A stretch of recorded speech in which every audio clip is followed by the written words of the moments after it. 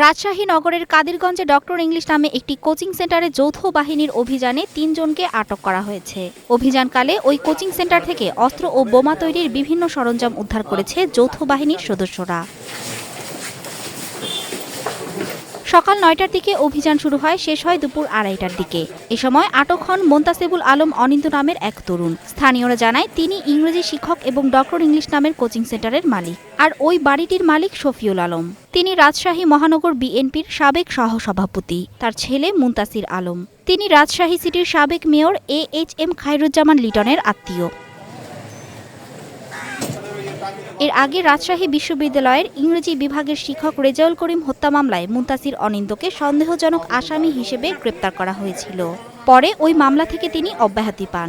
এছাড়াও মোহাম্মদ রবিন ও মোহাম্মদ ফয়সাল নামের আরও ২ জনকে সন্দেহভাজন হিসেবে আটক করা হয়েছে কোচিং সেন্টার থেকে। আমরা যাচাই করে তার অন্যান্য অভিযোগ কি ছিল সেটাও দেখবো।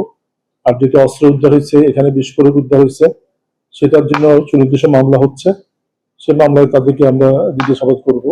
আর এই অস্ত্রটা ব্যবহার হয়েছে কিনা সেটা আমাদের ফরেনসিকে আমাদের আছে, ব্যালিস্টিক করানো হয়।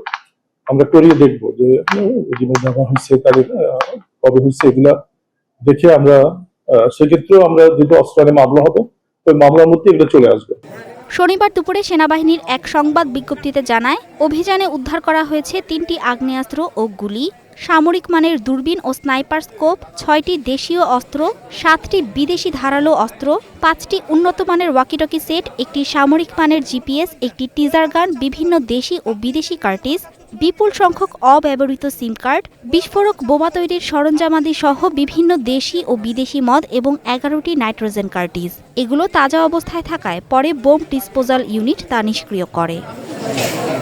বিষয়টি নিয়ে সংশ্লিষ্ট গোয়েন্দা সংস্থাগুলো এরই মধ্যে তদন্ত শুরু করেছে।